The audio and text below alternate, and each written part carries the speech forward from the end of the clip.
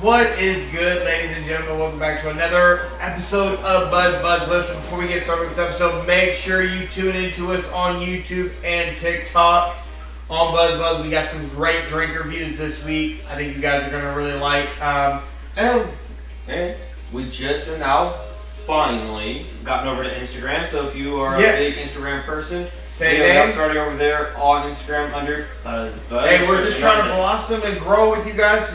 More eyes is the better for us. Trying to get all our content now over there to that platform as well. And that was requested too. People have been asking, so you guys on Instagram, and honestly, I didn't really think about Instagram, and I forgot about the Reels over there. You know, they generate a lot of views as well. Didn't even know people still use Instagram like that. Yeah, it's okay. But I'm going to hit Brandon with a little bit of a curveball here right before we get into our college and NFL stuff. There is a lawsuit that is happening in Ohio for high school. It is to allow a high school athlete in Ohio State. He's a wide receiver. He is a top prospect to earn over $100,000 in NIL money. Should high school athletes be getting paid? That's really what I want to come at you with. Is he a senior? He is a senior in high school now.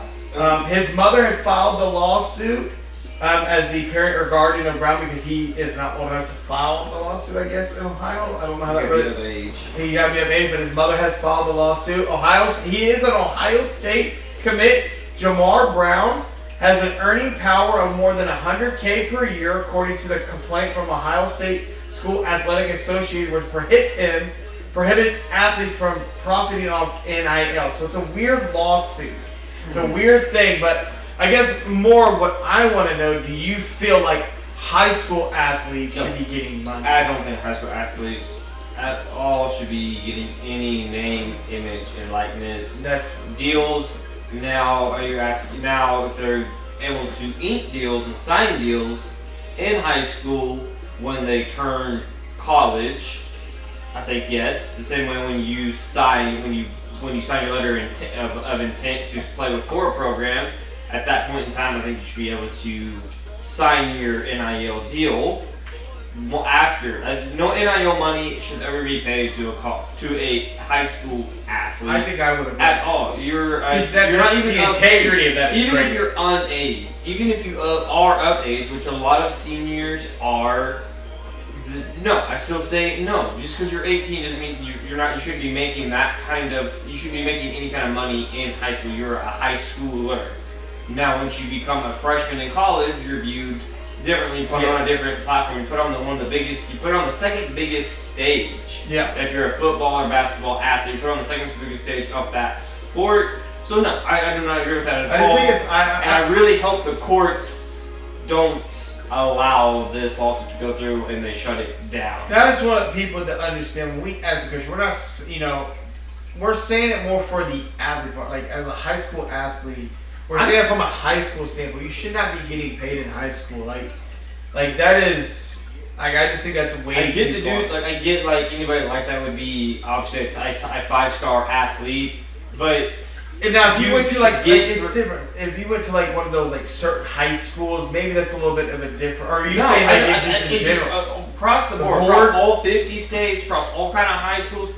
If you're a high school athlete, you shouldn't be earning any money. You're already getting, you already get pretty much kind of get paid. Not really get paid, but you get fees waived, and you get school fees waived that other students have to pay to go to certain institutions. So you're saying public, private, you don't care? Well, a lot of these high schools that people go to, they are private. You have to pay a humongous tuition You're not wrong. to be there. And that's where more of these athletes are going towards. So, no, you're already getting that way. You're not having to pay, You're already getting treated like you're a college athlete in high school, basically. So here in Topeka, not Highland Park, obviously, but Hayden. Oh, Hayden. Okay. Hayden is a private institution. Yes. You have to pay thousands upon thousands of dollars to go there. Yep. But if you are a scholar or you're an athlete, they can quote unquote waive that fee. Works the same way in a larger scale. If you're a great scholar, Because you can almost open that up even more. Well, if I'm a great scholar, why am I not getting paid money? Well, you're getting the tuition waived, the tuition fee to come here. If you're an athlete, the athlete shouldn't be getting paid. Yeah. Athletes you're already getting tuition fee waived, so you can come to my school, so you can make me more money. Yeah. That's like I don't like that idea. No, I don't like it. I would agree with you. I don't think high school athletes should be getting paid. I think that's way too far. College, cool with that. We both agree that college athletes should be getting paid. I think college athletes should. And that's where it should stop. High school, that's way too far. That's way too far trying to get to high school. But we'll have to see. We'll have to see what happens with that. We'll definitely keep you updated on that. But I'm agree with Brent. I hope the courts kind of say like, listen, that's a little too far. You know, I get it. You're trying to bend the rules because the NIL is a weird thing, and they got to get that figured out when it comes to high school athletes because that is a great area, and they need it. It's not a great area. To me, it's not really great. Like if you're a college athlete, you can earn NIL money. That says nothing about high school players. Yes, but I was just curious what your thoughts about because that is an ongoing thing, and like I said, we'll keep you up to date. So no, I don't blame that family at all. No, I don't blame them at all for trying, but at the same time, I just can't because I'm not saying integrity, but like you're a high school student, man. Like that's just a whole lot of like you're entering a whole different category when you're doing stuff like that. The only way I can ever come on board on that is if they could somehow they could earn money like that, but nobody is allowed to touch it or have it until he becomes of age around 21 or he turns pro. So pretty much 21 or until he graduates college or turns pro. Then that money that he earned as a senior, just a senior. Yeah. In or high like school, towards like your tuition or like it helps like paying for certain. No, I'm just saying like if you're wanting to earn money. Only way I can almost be okay with it is kind of like almost like a trust fund. Like okay, or like you have earning power as earning power around $100,000. Some institution or somebody's willing to pay you $100,000 as a senior in high school. Like, you don't get it until. Like, when you say that out loud, you turn pro. Why are you trying to offer a high school kid like? You can be like anybody can be great in high school. I don't know why.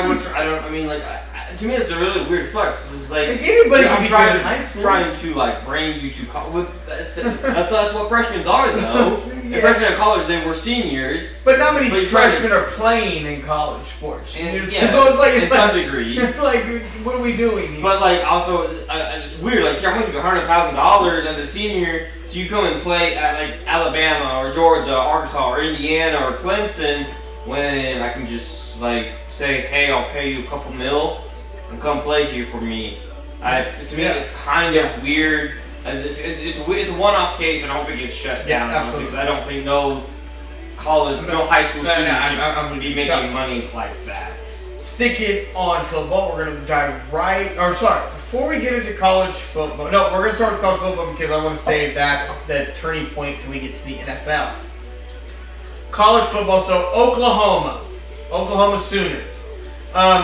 I guess I never really paid attention to their games. In their end zone, they actually have a brick wall. Right outside their end zone, a player did get hurt running into that. I guess the question is, why do you have a brick wall just outside of the end zone? I got a little bit. I don't know who. That's a weird flex. It's kind of a weird design.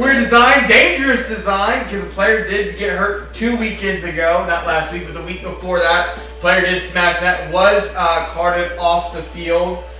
Believe he is okay now, but like, I don't think that's necessarily a good thing to have right there. If we're going to keep that, we need to put up at least some type of barrier to protect the athlete. Maybe some kind of like padding along this brick wall. The fact that there is no padding on that team is weird. Even maybe some brush or some bushing or some kind of brushery or something to kind of help slow that impact.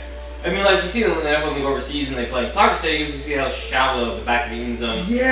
But you kind of expect that in a soccer stadium that is a little bit smaller. But in a college stadium, I don't expect there to be a brick wall just a little bit outside. I don't expect to run into a brick wall in a college football stadium. Right. My quarterback goes through the ball, I'm trying to go for it, next thing I know, boom, brick. I'm like, oh, I'm dead. Like, I didn't make it, I'm dead. Like, coach, sub me out, I'm not good. But Oklahoma, like, you got to do better than that.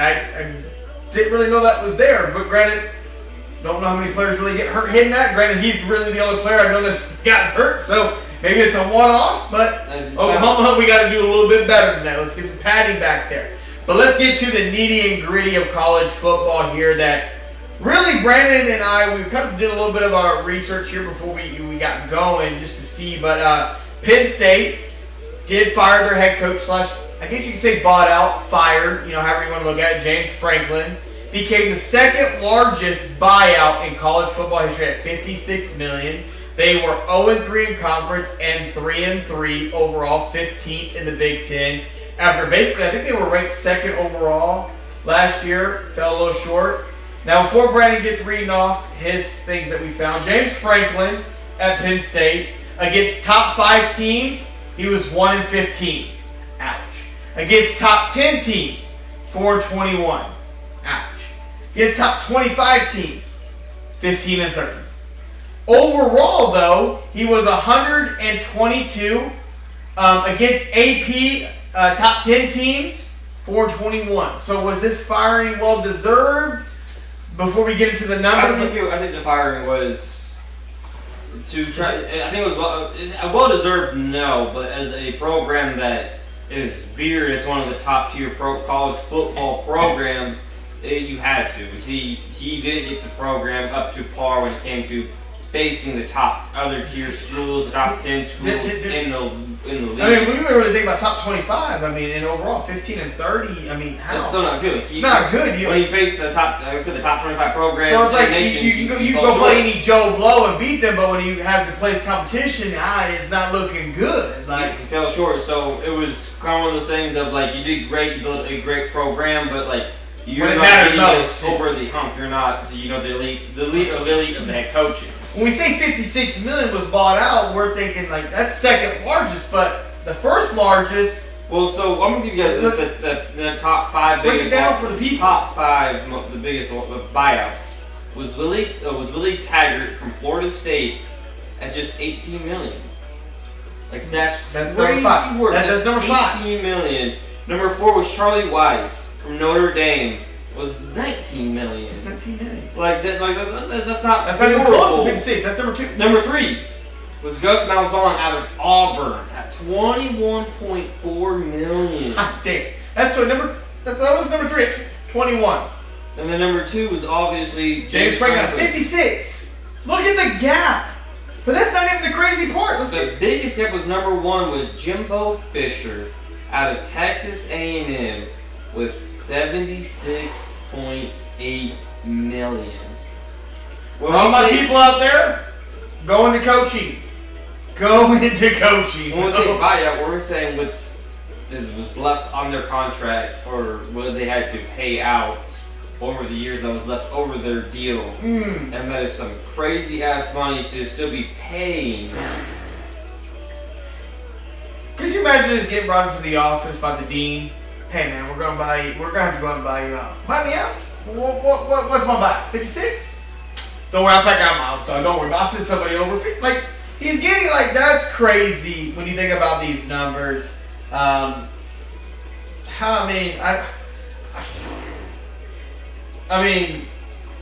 Should just went into coaching. I don't know how else to really put it, Brandon. I don't know how else to really put it.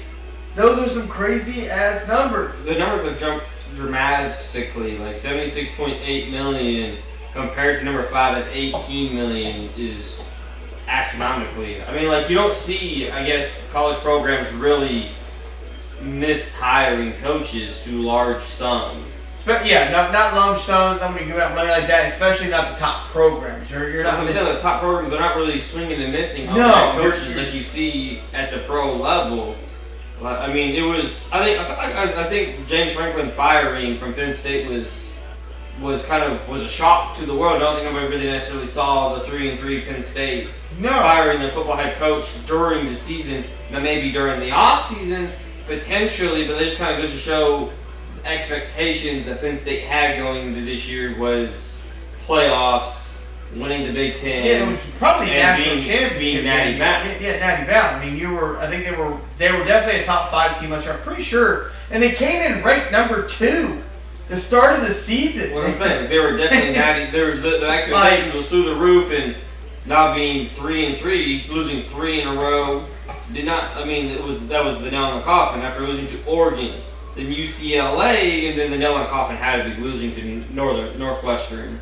Was the nail in the coffin, I think. I mean, like I said, they've Penn State so far this year. Like I said, they are 0-3 in conference. They are 3-3. They've scored 214 points, but have given up 111, and they are currently on a 3-game losing streak. So think about that. They started the season 3-0, and they're on a 3-game. They've lost their last 3 games, and in that span, head coach is gone. But he's been there a long time, though. I mean, he definitely was building something, and it's just fortunate he was never able to make that program take the next step. He's been there since 2014. So he was been there for a long time. 11 years, and it just, never. But when you really break down the numbers, like we just went over, his record against top 5 teams, top 10, 25, you can kind of go like, damn, like you're not getting it done when it's supposed to matter the most. Like you're just getting it done against teams that are, basically Division 2 teams that are really Division 1, but they're basically Division 2. Like, you're just, it is what it is. It is what, like I said, it is what it is, and he just, unfortunately, just kind of fell short and never able to get it done when it mattered the most. Yeah, pretty much. And then speaking of giving out money and coaches not missing, the Indiana football program just gave their head coach a new contract. Kurt, I'm not going to say his last name, I can't get that right, but they agreed to an 8-year contract extension, putting him to 2033 with a $92.8 million, averaging out to basically $11.5 million per year. That basically made him the third highest paid. Lincoln Riley's number 3 at $11.5 million per year. And he's getting 11.60. Kurt is so kind of. Just a little bit above. Just a little bit above. But about $1 million less than Ryan Day, who's making 12.5. And just for you guys, Kirby Smart from Georgia is making the most at $13 million. Now, Brandon brought up a great point here. We were talking about money. Kirby Smart making the most money, but he also has the highest buyout at $105.1 million. So y'all Georgia fans just know head coach he ain't going nowhere. Who? Ryan Day from Ohio State, he ain't going nowhere potentially either at 70.9. Don't matter if he can't beat Michigan. He ain't going nowhere. And Clemson, you ain't buying him out either at $60 million. Texas, Alabama. Well, Texas is $60.3 million. Bama is $60.8. Yeah, you're just not buying that out, man. You can't. Like when you guys, it's an unprecedented amount to buy out, considering the top 2 guys are at 76 and then at 56. That's around 20. Think about what we just told you. The highest buyout was from Texas Tech at 70-some million. 76. Kirby Smart. If Georgia was looking like ass, they wanted to move on. $100+ million. Like that's $30 million more. Like that's insane. I just know I wouldn't be doing anything. I'd be cool. Like I'd be sick. I'm just waiting for that money. Right now we're sitting there talking about it. If I'm Kirby Smart and you brought me to the office, like, hey, we're gonna have to buy you out. Oh, okay. Like I'm not mad about it. $100 million. Like I'm going home. Honey, get your bag packed. We're on vacation. Like we done. Like I ain't gotta worry about working. Like it's just crazy. But if you guys really want to know some of these buyouts, like go look at some of these buyouts. There's some schools. They're tied to their coach. Like you can't buy them out. Like you just can't. Especially there's these smaller programs. There's like take Kansas football for instance. They're tied to Lance Leopold at $22.9 million buyout. Like, you're not moving off of him. Michigan, they're not a small program, but even they're tied to their guy at $13.8 million, which you probably won't even crack the top 6, top 8 highest buyouts. But no, even that's still, that's a crazy amount of money to just buy these head coaches out. Yeah, Kansas State is almost $30 million just to buy their head coach. It's just insane. Think about that. $30 million doesn't even come close to some of these buyouts that we're talking about. But like we said, when it comes to coaching and the hell, Bill Belichick's buyout's only $1 million. Like that's Bill Belichick, and so it's like colleges don't ever really miss. To a degree, they don't ever really miss, especially the big programs. They don't miss. But Yeah, those are the big things going on. Indiana's head coach, he got paid. He's tied there until 2033. That's something we're going to have to keep our eye on because that contract is worth basically $93 million. The buyout on that, I can only imagine what that would really be. Because you just never know where a program's going to go. Granted, he is in the Big Ten, so. But the Big Ten is starting to look like a pretty solid program. The Big Ten, and I'm so sick and tired. And I think Brandon would agree. Why is everyone knocking on that program, like that conference? Like it is. They always fall short in the Big Ten. They do, but like they're turning it around. Like granted, we all know what the SEC is and all that, and everything. We get that, but man, show them a little bit more love, please. Well, once they start winning more natties, we'll talk about it. Yeah. But until then, you're just James Harden of the NCAA football. Yeah. It's not. Is it really damaging? No, it's not true. damaging. Like you look good during the regular season. You all beat the shit out of each other in your conference championship game. But when you come to now this large playoff system that we have, that you love so much, I know you don't get anywhere. So that's fair. It's always the SEC. That means it's Bama, it's been Georgia, it's been a little bit of Clemson. It's never been the Big Ten. Big Ten's when they're a little here and there. That's it. So they're the little brother in college football until otherwise they got to figure it out, get it done. Last thing in college football, this is something that Brandon and I think is pretty cool because no one out there is really doing anything like this, and if they are, they haven't put it out there. Coach Prime did a portal scrimmage for the guys that don't get a whole lot of playing time. They're probably going to end up hitting the portal. Move on, go to a different program. He let them put on a scrimmage, help them hype their tape up, just in case they want to hit the portal. And I just think that's a pretty cool thing to do, because you're not seeing a lot of people. Well, I think it's kind of weird. I mean, it is a weird thing. Season, you're going to put on a portal tape for your guys, because about they're not playing? Well, it's not even that. I mean, in college football, you're a roster of like 70, 82 guys. You can't play them all. You play 30-some-ish guys. Some dudes play both sides. Yep. So that kind of lessens, your depth there. But, we're about halfway through, about 6-7 games-ish, 8 games-ish into college football. And about at the halfway point with 12 games being the standard, all playoffs, conference championships, this and that and the other. But halfway through, you're like, all right, well, this practice, we're going to, you went all out, trying to bring some fans in, the college, the band, some cheerleaders, but they had a scrimmage. Full game. And it was taped, and it was a little beyond just guys put out tape for the transfer portals, also for guys that plan to stay, to kind of watch themselves, which is, it's cool, but it's different. It's definitely weird. To me, it's kind of weird at the timing. You're fighting. You like the idea, just not the timing. The timing's really weird because you're right in the midst of fighting for a bowl spot because bowl spot's only 6 wins. Mm-hmm. He's 4-3 right now, Colorado, and so to me it's kind of a weird injection right now, being 7 games in, and you're fighting for a bowl to get a bowl game, and you're like, look, let's get tape for these guys that are hitting the portal. To me, it's kind of a weird spot for that to be. Maybe towards the end of the season, once you kind of played your last game, all right, let's put on a hell of a tough scrimmage a week or 2 weeks away from the bowl game for guys that are hitting the portal. To me, that would make a little bit. I can rock with that. I see your point. I like the idea. I do. Because they can definitely draw guys there, knowing that if I don't get my chance, I can still keep practicing hard, hitting the weights hard, and at least I'll be given the chance on certain day that I'll have film that I can send out to other programs if I so choose I want to report. Yep. The idea is not bad, but the timing's weird. Coach Brown, we like what you're doing. We do. We love you.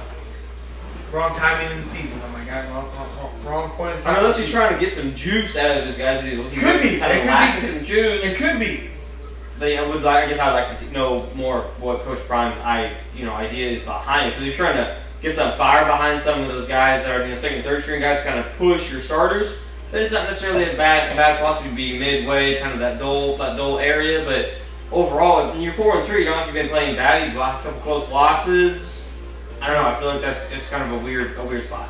But that is all of our conversation for college football. Like I said, we're not going to get really nitty and gritty into college football right now until we get closer to Brandon's favorite part of college football. That, like he said, the big college football playoff that he loves so much. It's a great setup. It's a great setup, and that's when we'll get to our nitty and gritty and whatnot. But moving on to the NFL, which is the bread and butter, the meat and potatoes that everybody loves so much. And we're going to start it right off with a bang, Brand. We're going to start it off with the Philadelphia Eagles because they're looking, well, I don't know how they're looking because Za'Darius Smith, their best edge rusher at this current moment, well, I can't say at this current moment, was at the current moment, he decided to retire.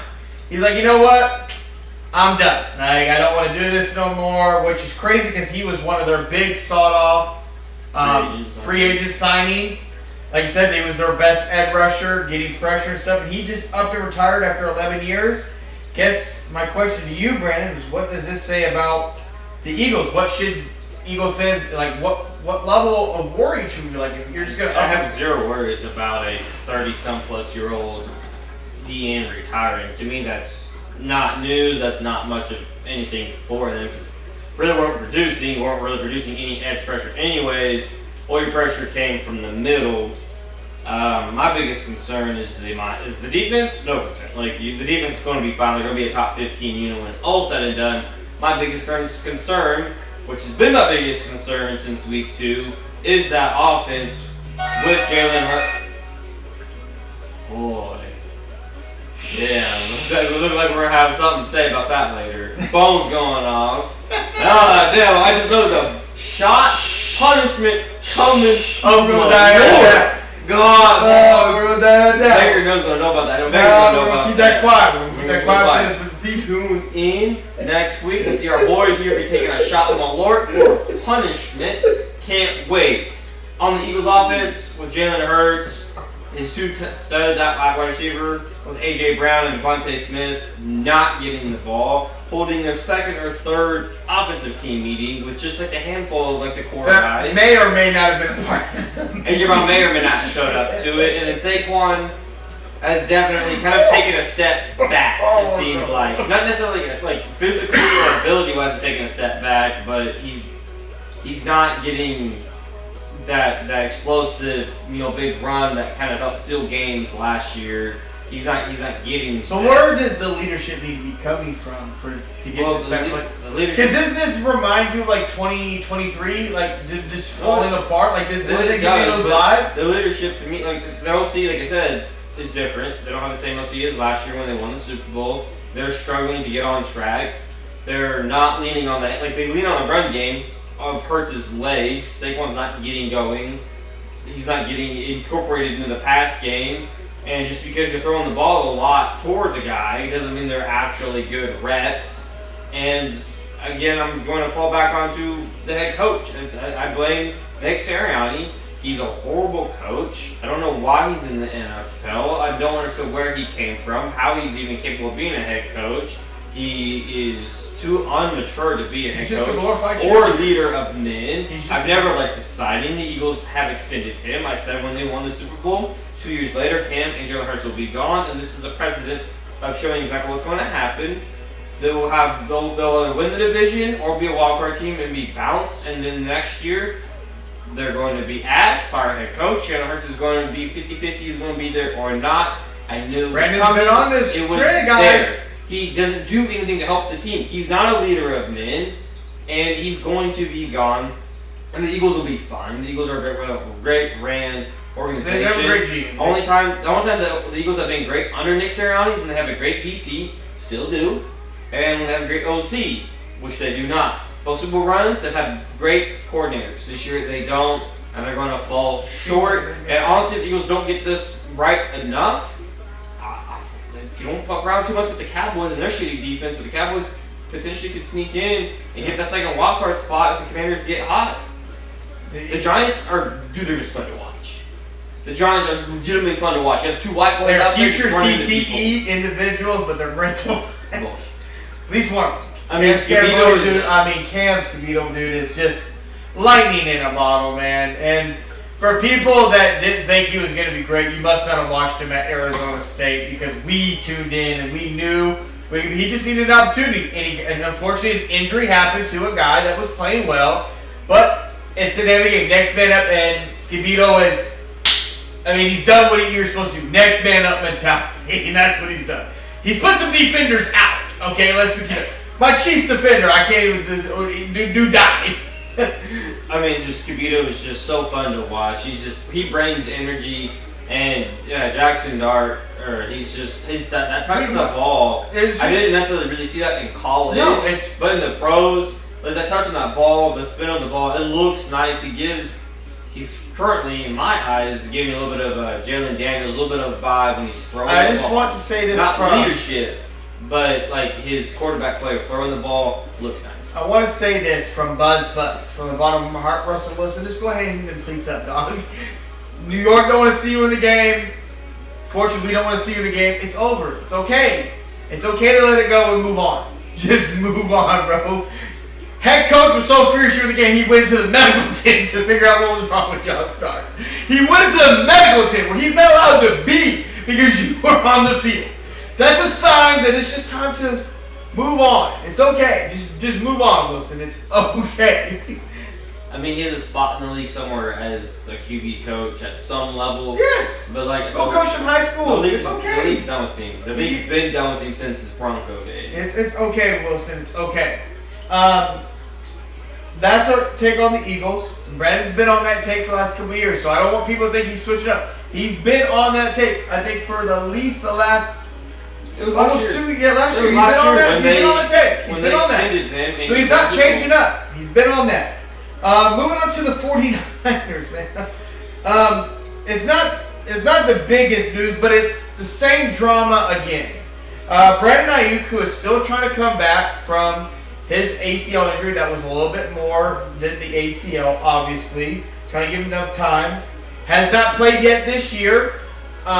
He was told that his timeline was pushed back, but he has again removed everything from his social media about the 49ers. He's upset with the 49ers, and it's the same drama.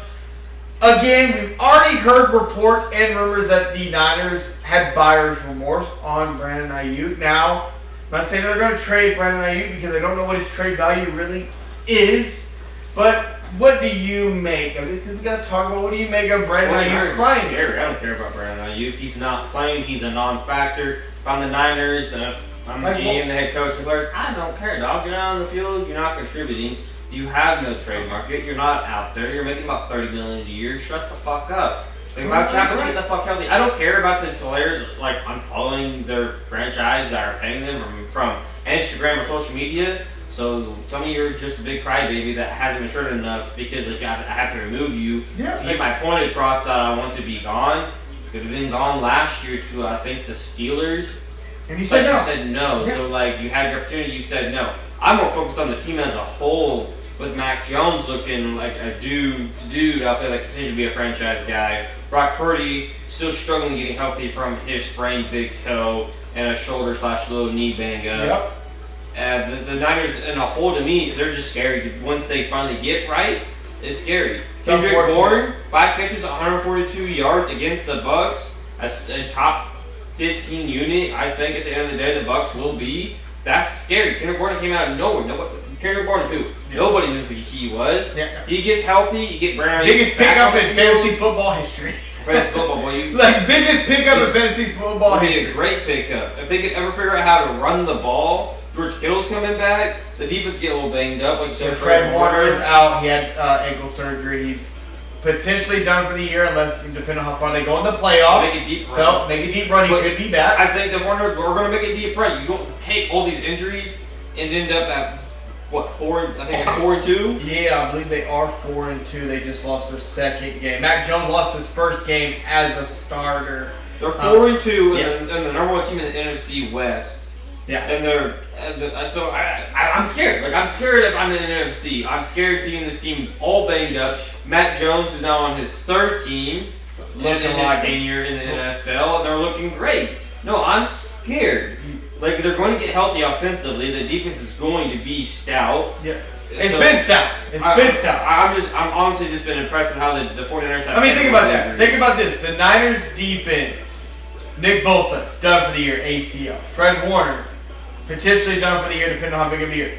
That's your 2 biggest stars, and this defense is still producing. Obviously, they're in the trade market trying to fill that Nick Bosa role, which are guys out there you could potentially go get upon the trade deadline. But apparently they're in on trade. Yeah, and honestly, like, why not? Like, so the Niners, again, we said this, I think, two episodes ago.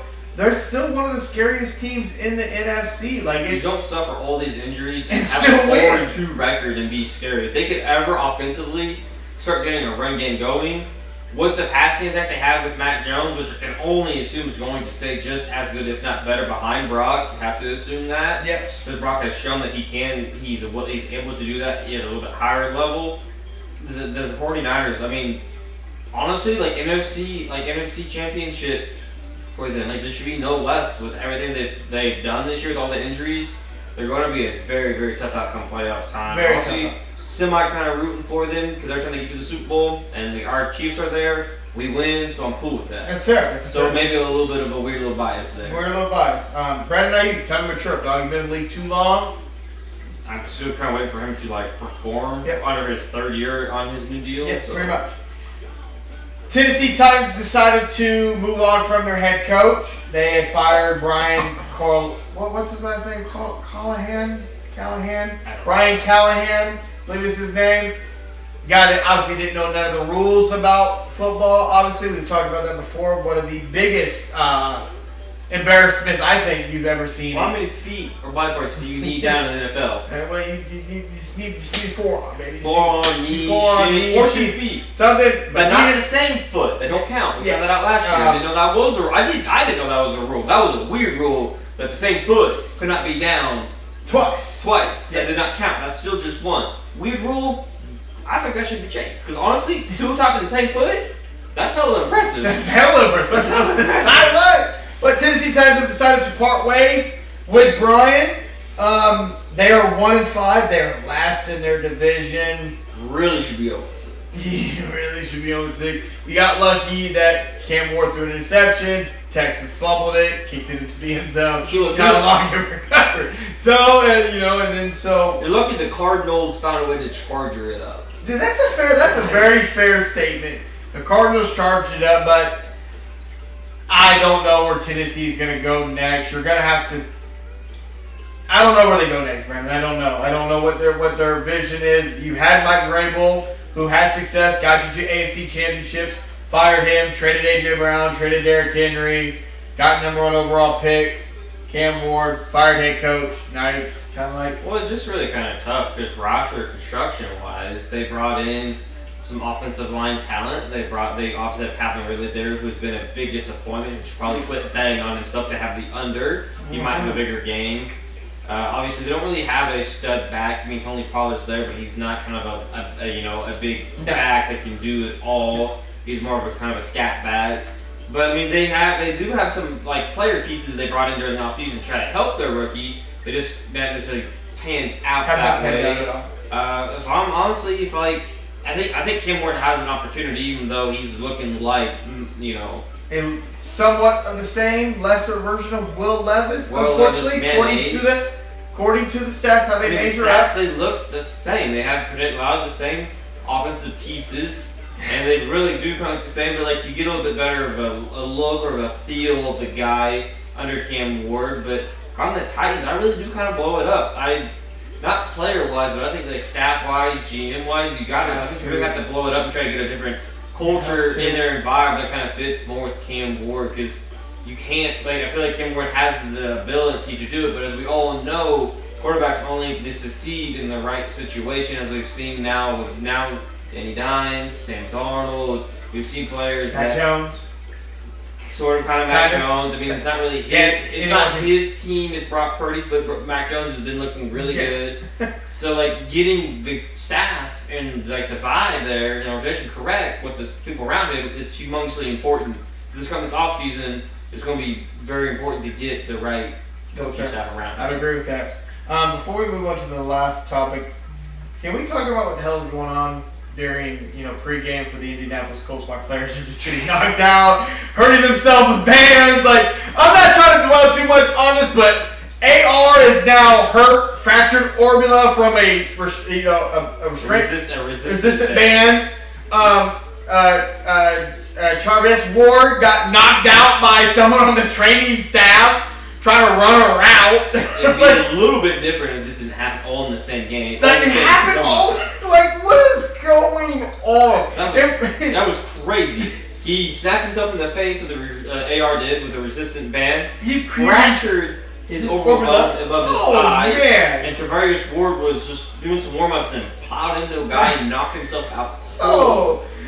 They still won though. They still won, but like everything that was trending up for the Colts looked great. That was a little bit of weird. That was a little bit of a weird. I don't know what happened there. That was weird. That's weird juju. That's some weird juju. Not going on. That was just weird. Colts, get it together. Training staff, watch out for your players, man. This goes to show how fragile AR is. A damn resistant band knocked him to the emergency quarterback role. You're making it really tough for somebody that again, we had a lot of love for you. You're making it really hard for honestly, don't put me. Because I think me is off of this train of AR. Yeah, the AR train is definitely at a big hole right now. Big hole. Like, we're at a complete stop. But the quarterback / team that we really need to have a conversation about that's been a topic for the last couple seasons, the Miami Dolphins. One, Brian Flores needs to be owed an apology. I think we've made that very clear. He needs an apology. A simple Dolphins. A simple, we're sorry. That's all I want. I think Brandon, just sorry. Capital letters with an apostrophe at the end. That's okay. Just move on after that. That's step one. Mike McDaniel, I've said it for the second week now, needs to be drug tested because these interviews are getting horrendous.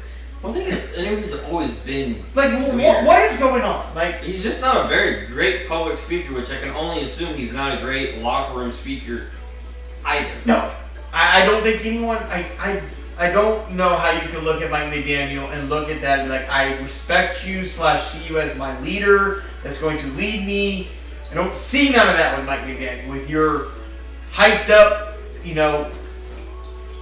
sweatpants and your Air Force Ones and your gold chains on. I don't know what we're doing. He's giving me hellaciously like Miami Vice vibes. I feel like he's probably the dealer, but I feel like he's about to get cracked down by the cops. But that's just kind of me. He fits Miami vibes. He does, but not like leading a team. We talked about obviously Tyreek Hill got hurt. He's done for the year. Miami's going to release him in the offseason because there's just no money to it, which makes sense. We understand it. We talked about that.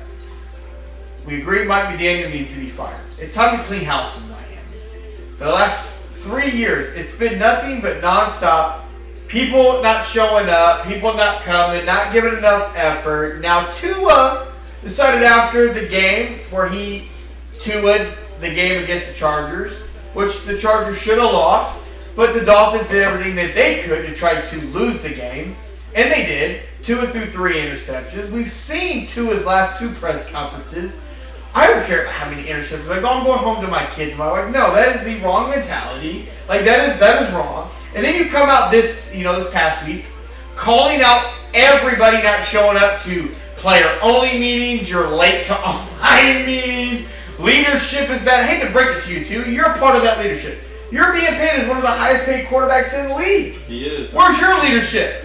But in that same breath, receipts are kept and former players called you out about being late to meetings. Not even former, current. I think with their center kind of called him out too. So and then Tua came out.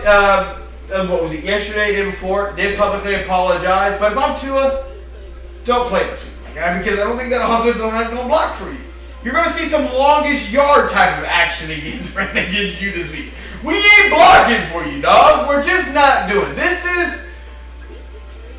We would agree that the Cleveland Browns are probably one of the worst organizations in the league. We just don't know what they're doing. Miami's right there. I don't know. I don't really agree with that. I don't think it's even close. I would say the Titans are worse. I would say the Saints are worse. Miami, they draft good. They draft good. They sign good. They just don't have no leadership. I don't think you can knock the ownership of Miami. You can't knock the GM.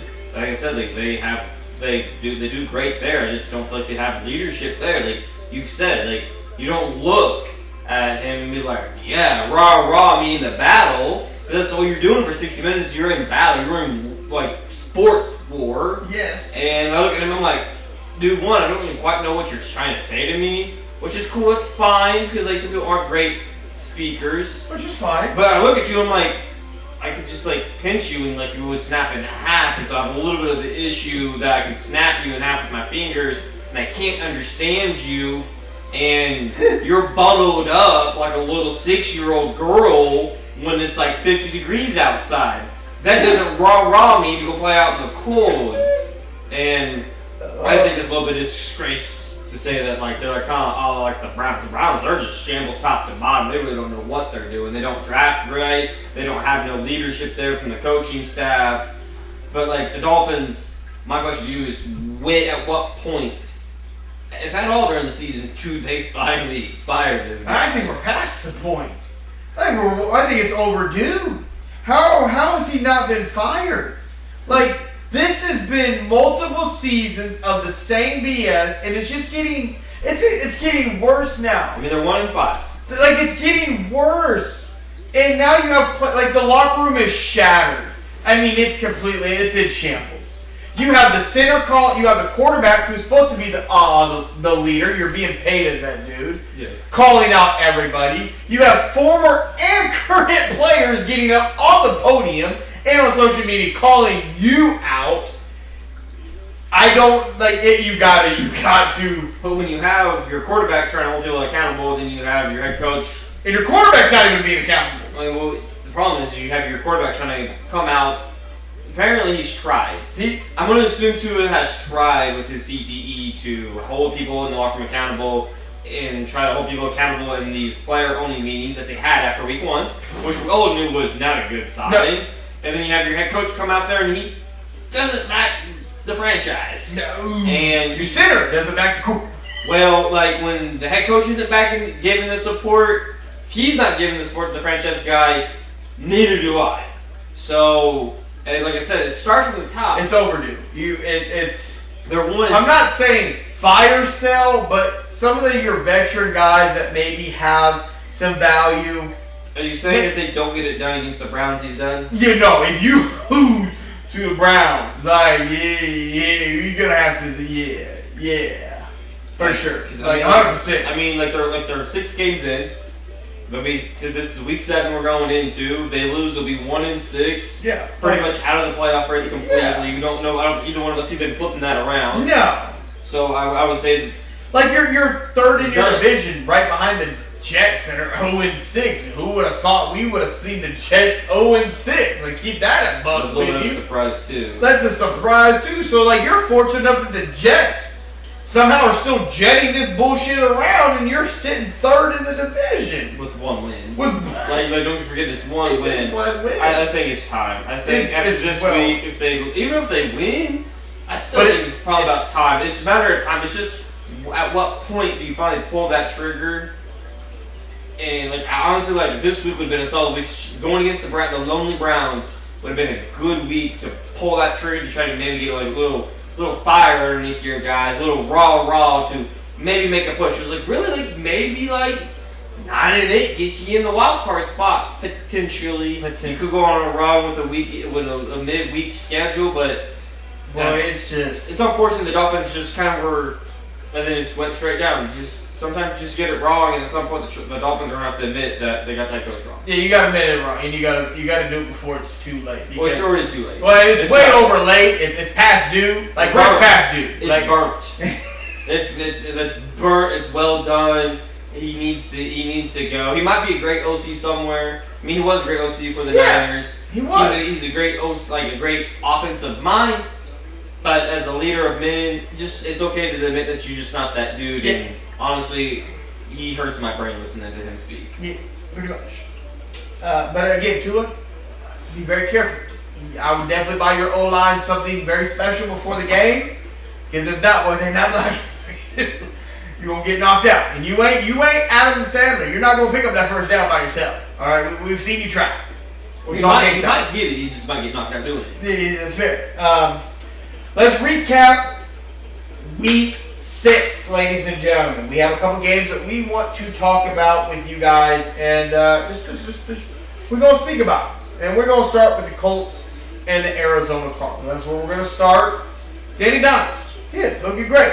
Outside of like your 2 guys that got hurt, like we already talked about, a little weird juju right before pregame, resistant bands and your trainers knocking people out.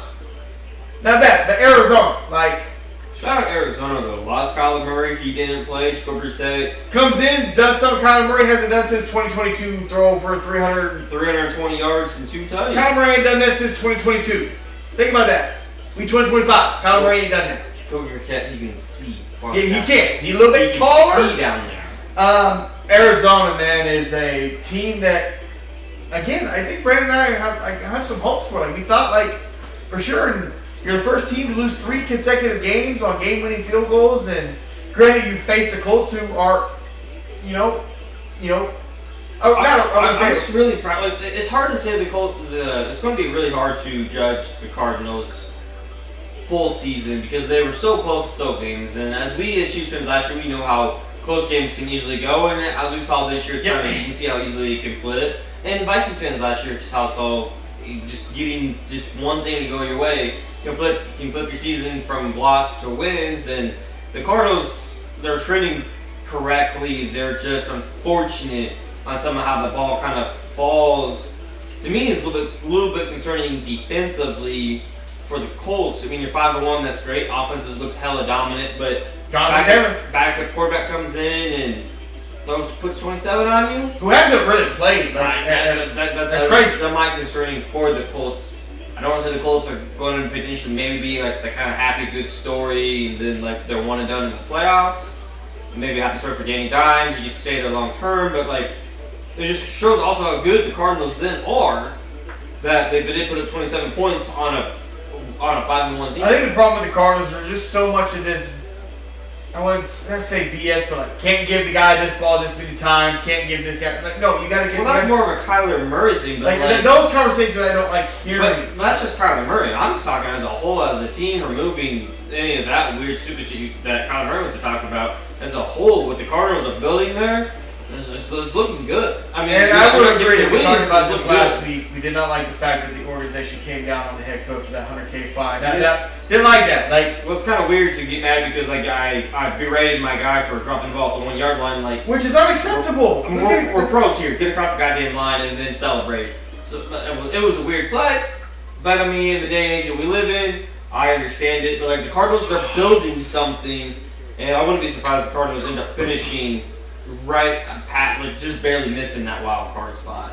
Well, currently the Cardinals, they're 2-4. They're 2-4. But like you said, they're just tough division though. They're division tough. Everybody's 4-2 except the. Like I said, I mean 8 wins, 8-9. That's not unforeseeable with how they've been playing.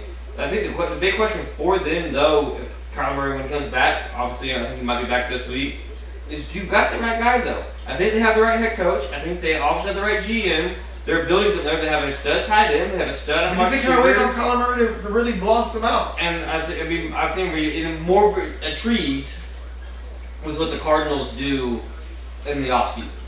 Yeah. With the quarterback positions, I think Kyler Murray might need to go see what the MLB has to offer at this point. Yeah, well, he's threatening. He's leaving a lot out there. Way too much out there. Way too much out there. Next game up, we talked about last week. We're going to touch on it again, the Eagles and the Giants. Listen, Scabito and Jackson Dart, we've talked about it. They're lightning in a bottle. They're giving you great vibes. Eagles, it's not necessarily defensively. It's offensively. And really, that is a lot of leadership as well, too. And honestly, I don't know if there's anything you do to make A.J. Brown happy at this point. I think my quarterback getting him the ball more would be easy. Easy? Granted, they did let him throw it a lot. They did, but again, when Dallas Goedert, my tight end, it's not great when you see your quarterback, throw up a Hail Mary and think he's going to go catch it and he threw it. Watching too many of them commercials. I just, a lot of his scheme fitting. To me, again, it falls back to scheme. Jalen Hurts isn't a bad quarterback. I'm not going to say Jalen Hurts can't quarterback in the NFL, but he needs the right scheme. Like we said, we said about Lamar. Lamar needed the right scheme to flourish in, and he has the right scheme and the right personnel around him. But Jalen Hurts also needs that right scheme, as we've seen. Yep. And when he has the right scheme, looks great, looks phenomenal. And Jalen Hurts shows up on the biggest stage when it's a big stage, not big game, big stage. Big game, big stage. Big stage Hurts. That's what he is. Big game is different than big stage. Yep, big stage, Jalen Hurts. Eagle fans, did you hear what he said? Like, listen to what he said. There's a difference between those two differences right there. The biggest stage is the Super Bowl. Honestly, Jalen Hurts, big stage. Make an argument for that. That's all I'm saying, because the dude just balls out. Been there twice and he's balled out. The dude balled out. It was scary. But again, I already kind of touched on him. The OC's different. OC trash. Head coach. He might as well put on our tutu and skirts and go work for the Viking cheerleading squad at this point. Absolutely. Next game up. Giants are just fun. They're lightning in a bottle right now. They're lightning in a bottle. Beaters makes you want to put your head in the wall. And then the Giants are clearly, they see it. They're actively shopping for a wide receiver. Obviously, with Malik Neighbors going out, they're trying to get a little bit something in there. They've got a couple guys in there. One of the guys to watch for, I guess, is Jalen Waddle from the Dolphins. They're very high on him. And Chris Olave from the Saints. So, which one would you like to see you go there? Which one out of those two would you like to see land for the Giants? And Jackson Dart, obviously. I would, for me personally, Jalen Waddle, because I don't think he's being used right with the Dolphins. Well, we've seen Chris Olave look great. Chris Olave with the Giants would be spectacular. They both would be spectacular. He's an all-around type of wide receiver, and Jalen Waddle is, I'm fast. That is it. I just want to see if there's more to Jalen Waddle than that. Like, can we get him in a different system with a different? No. I just want to see if there's something different we can see from him personally. I personally highly disagree with you. Chris Olave would be able to help Dart and the Giants' offense with Malik Neighbors when he comes back next year. Go to the next level with Scabito in the backfield next year. Help open up that big box that they would obviously be stacking next year against him.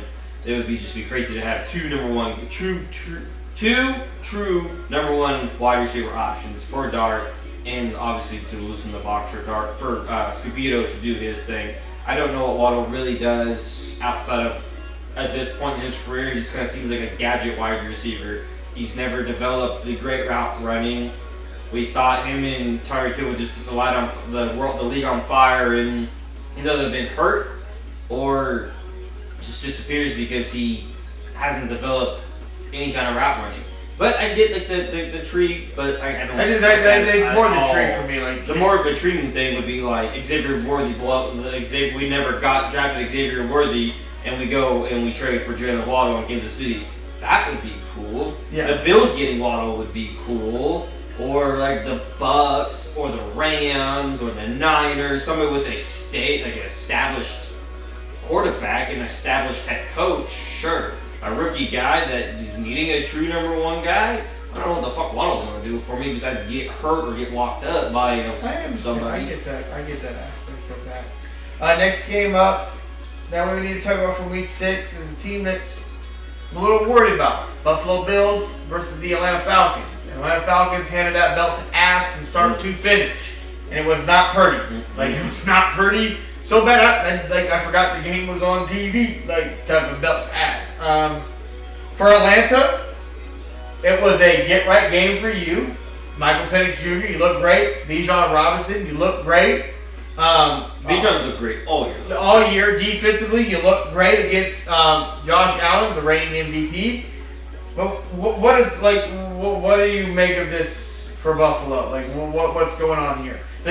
You lost to a team that got 30-0 to the Carolina Panthers. That's not a dog to Panthers because they look good over the last couple weeks. But again, against bad-ish teams, bad defensive teams. But the Panthers don't have a defense. They have a little bit of offense there. So you can't guard the Panthers completely, but not to be able to score at all, then you put 24 points on the reigning MVP, the number one team in the AFC, you get 24-14 then, pull Josh Allen 180 passing yards, 2 tutties, and you get him twice in the air is it's not a great look offensively, but sometimes you have looking offensively. For me, I'm talking to Isaac a little bit about his Buffalo Bills. He's worried about that defense, and this defense of It's Buffalo worse. is not the Buffalo of the past. Even last year's defense. Last year's defense was better than this. It's not the previous Buffalo Bills defense of years past. They're hella gettable through the air. Like, you're just not covering anybody. Drake London, 10 catches. Boy, you ain't getting no more than 5 catches. Once you get 5 catches, I'm doubling you, I'm bragging you, I'm putting you in a box, strapping you, and I'm sending you away. Like, you're not getting no more. 10 catches and 158 yards. Like, absolutely not. That man caught way too many passes to lose by 10. Now, Drake London obviously he's progressing greatly. But no, I mean, like, Bijan Robinson had 6 catches for 68 yards. I mean, he ran all over them too for 119 carries for 170 yards on the ground. The run game for the Bills, trash. Pass game for the Bills, trash. Started the season 4-0, dropped the last 2. You're second in the division. I just want to say that again. Yeah, I just want to say again. They're second in the division. The New England Patriots are number 1 in this division. So, I said how I feel about that. How do you feel about it? Buffalo, you got to go get Josh Allen, the true number 1. And that's not diva-ish. Like, I know A.J. Brown's name's thrown. I don't. As great as that would be. Why would a diva be bad? Old true great number 1 wide receivers are divas. Yes and no. They can be divas, but as long as they're getting the ball and they're getting the touches and they're getting like A.J. the Brown, I would like if you're Buffalo, call Philadelphia about A.J. Brown. If you are Buffalo, you're calling the New York Jets about Garrett Wilson. You got to go get this man a true number 1. And I don't know what you can go get defensively. I don't think you'd be able to land like a Trey Henderson. You may be able to land that D tackle, Jamison Simmons from Tennessee. That might be something you could go grab at D tackle to try to help generate some type of pressure in the middle. Something. You got to get something offensively and defensively. There are some nice free agents still sitting out there, but offensively, it's more wide receiver position you need to address, number 1-ish. You have great number 2s that they're not number 1s. You need a number 1, but it's more, we need to address defensively. Like, we need some pressure. Like, you're not going to be able to go get a great corner. Unfortunately, those are not going to be available. You can go get somebody on that front line to be able to help create some pressure, to give to help the corners enough.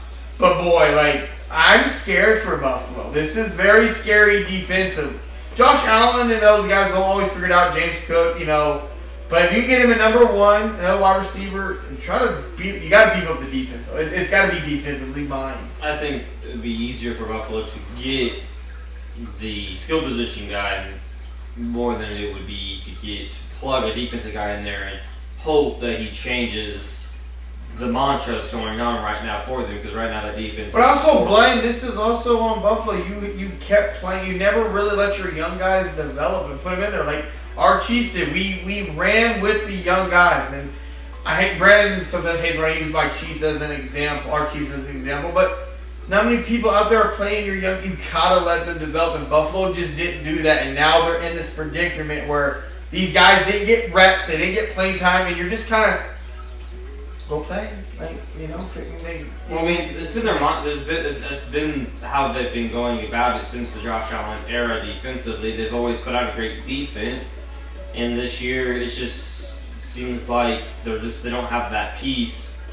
And honestly, after seeing how Buffalo's looked, the past 2 weeks, but I've always kind of felt like their defense has been lacking. I know our Chiefs are 3-3, but I really don't know if and how our offenses look, obviously, with Rashee Rice coming back this week, but how we looked last week against the Lions. I'm just assuming. Assuming makes an ass out of me and you guys, but assuming we're just going to continue to grow on it and look like the Chiefs from 3 years ago, when Mahomes kind of popped out into the scene consistently, that you're not going to stop our offense and our defense is going to be a top 10 unit. Yes. I don't know who in the NFC is going to stop us without us stopping ourselves. Like the Patriots, a good story, but you're young. Quarterback too young. Josh Allen and the Bills, okay, but that defense is ass, and you're not going to be able to keep up with us in a shootout. culture, a great story, but like might be just one hit wonder. Like, you don't Could know. be. Who knows what Danny Dimes can be? Yeah. Obviously, the Chargers did get us our division, so we're looking up at them. But I don't know. I don't know who really trusts the Chargers. And then the Bengals, obviously, no Joe Burrow, so they don't matter. Ravens, no Lamar, don't matter. And so, who the Chiefs really have to beat out of the AFC to get back to the title? Ourselves. Mm-hmm. I really That's a fair statement. don't know who's going to take us out. That's a fair statement. Last game up to talk about on week 6 was the Bears and Commanders. Jalen Daniels came back from, second game back. It was just turnovers that really cost the Commanders this game. It was just horrible turnovers. But I mean, it was a late game. It was. Shout out to Chicago. Caleb Williams, they won. They are 3-2. Granted, that puts them last in their division. But they are 3-2. This is a good division in the NFC, though. Yeah, Green Bay's 3-1-1, Detroit 4-2, Minnesota 3-2, Chicago 3-2. So it's like they're the only division in football where everybody has a winning record. The NFC North, not surprised. But was this concerning for you? No, to me it was just a really great game that came down to the wire and was just one mishandled, wet handoff snap that turned the tide to the Bears. That's fair. I mean, it was a great game. When you watch it, it was a great game. Statistically, when you look at it, it was a great game. Caleb Williams, 252 passing, a tutty. Swift, 14 carries for 108 yards. Would have thought Swift would have done that. I mean, He got fantasy-wise, like, he screwed me. But then Jalen Daniels, 211, 3 tutties, a pick. He also chipped in 52 yards rushing with the rookie running back that he had the fumble with. Had 17 carries for 61 yards. So, I mean, the biggest concern I have overall coming out of that game, I'm so on the fence of how I feel about Caleb Williams and the Bears offense. That's fair. But, like, overall for the Commanders, they're veteran guys, they're skill guys. Debo, he didn't really show up. Yeah. Obviously, Scary Terry, Terry's out. he's been out. But Debo, 4 catches for 15 yards, doesn't do it for him.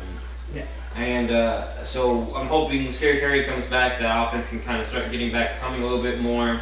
This was Daniel's second game back. And it was just a hard-fought game. Even last year, between the Bears and the Commanders, it came down to a Hail Mary. So, I mean, can't be overly surprised that it came down to, a final kick. That's right. Thursday night game. The greatest name in Thursday night football history, the Icy Hot Bowl between Aaron Rodgers and Joe Flacco. There was a lot of us out there saying, man, maybe they should have flexed this game out. But a lot of Thursday night football this year has been produced some really great close games. And surprisingly, we got another great close game between division rivals. Now, on that same note, we always talk about Mike Tomlin always being above 500 and just looking really great. Shockingly, he is 0-7 on Thursday night football when it comes to division opponents. He's 0-7 against division opponents. That's great. That's a pretty crazy stat. That's a very crazy stat. 0-7. He's not very good against division opponents on a short week, apparently. No, not at all. Yep.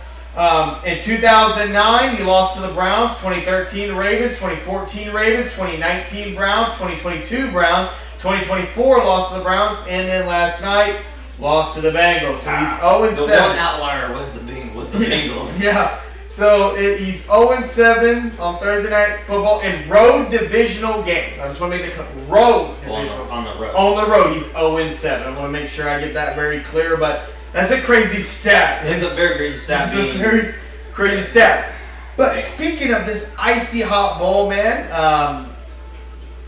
wow, like, shout out Jamar Chase. Joe Flacco just said Jamar Chase down there somewhere and threw the ball to him. 16 catches on 19 targets for 161 yards and 1 touchdown. Average 10 yards a catch.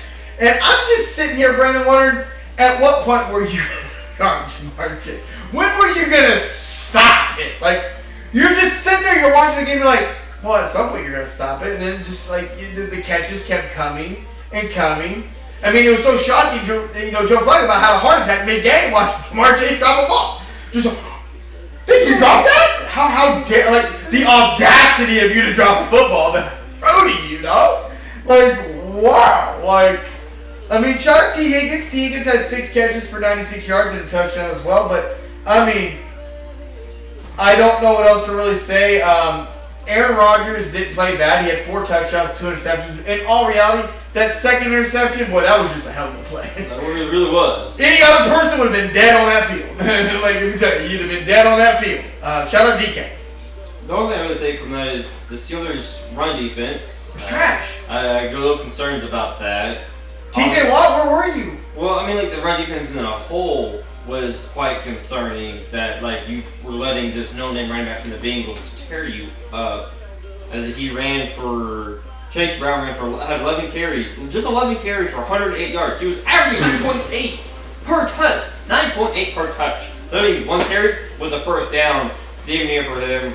I have a little bit of questions on the defense coordinator side of not trying to do anything of stopping Jamar Chase from getting the ball. But I think this goes to show offensively, the Steelers, they need another skill guy. They need another weapon outside of DK. Because apparently teams are able, they figure out we need to stop DK. Apparently the Steelers didn't get that memo. You had to stop Jamar. I don't know about that, but apparently that's how the game looked. The Bengals ended up getting it 33-31. Joe Flacco led the game-winning drive. I mean, hey, I mean, you've been in the league this long. I hope you must do just enough to get past the Steelers. But the Steelers, I think they need another weapon. And I think this is their year to make that push, though. Yeah, I agree. They want to make that actual deep run and actually have a legitimate chance. Yeah, you got to. Otherwise, you're just kidding yourself saying you're going to try to compete with this roster, which is not a bad roster, but again, it just needs a little bit more. So Thursday night game again. Shout out Amazon Prime. We're having a great game. They've all been close games. They come down basically until the fucking wire. They've been good games. It's been great because last couple of years we've Thursday night football with the boys. Snooze. Like I guess I'm going to bed early tonight, but week 7, Brandon. We got week 7. Let's get into these matches. Go ahead. I'll read them to you. Oh shit! You let me know. We got the Rams at Jaguars at 8:30 a.m. Yes, we do. And then the overseas game. Puka's not playing, but still give me the Rams. Rams over Jags. We got the Eagles, Vikings. Give me the Vikings. That defense. Carson Wentz will be starting again. Yes. J.J. McCarthy will be acting as the emergency quarterback, so third-string quarterback. Did you fuck up, Minnesota? Did they fuck up, Brandon? I think they might have fucked up. Well, I guess we'll find out as the season goes along when that ankle gets a little bit healthier. Patriots, Titans. Patriots. Yeah. Panthers, Jets. Yeah, I go Panthers, man. They're going to run the ball over the Jets. Dolphins, Browns.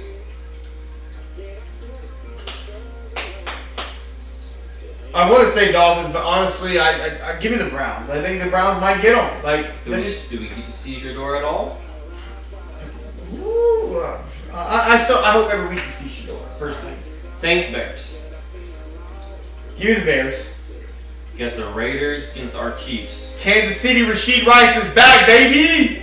Colts, Chargers. Colts. Yeah. The Giants, Broncos. This is going to be a good game. I'm going to take the Giants. I think the Giants get the Broncos. And I think it's close. I don't trust that Broncos offense. That's very, very fair. Packers at Cardinals. Give me the Packers, man. The Commanders at Cowboys. Divisional game. Divisional game. And I think this is where the This is where the Commanders put their stamp on the division right here to let the division know this is ours this year. Falcons at 49ers. Sunday night football. I can't. I know the Falcons are coming off a great win against the Bills, but I can't. You can't bet against the Niners. I'm sorry. You can't. Like, I'm sorry. Coming off a tough loss against the Tampa Bay Bucks. Sunday night football, Falcons or the Niners will be ready to get back to the column. Then you have the Buccaneers, Lions on Monday night doubleheader. You know, Brendan, this game's tough for me because Baker Mayfield's playing at an MVP level. He is. But he's potentially going to be without his 3 top wide receivers. Yep. And Detroit came off an embarrassing loss to our Kansas City Chiefs. Let's keep it above. They got embarrassed. I'm just going to ride that Baker Mayfield train. I'm going to ride that Baker train. You have to. He's finding a way to win. When in doubt, ride Baker. Pretty much. Then the other doubleheader on the Monday night football game Seahawks. is the Texans and Seahawks. Seahawks. I don't trust. Unfortunately, I already moved on from you, CJ. You're not on my fantasy team. I've traded you away. I don't believe in you. You're frustrating me. You talk about you lost a step at 23 years old. What do you mean? Give me Sam Darnold and that Seattle Seahawks, baby. That's our Week 7 matchups. We'll see how we do next week, and we'll see you guys next week.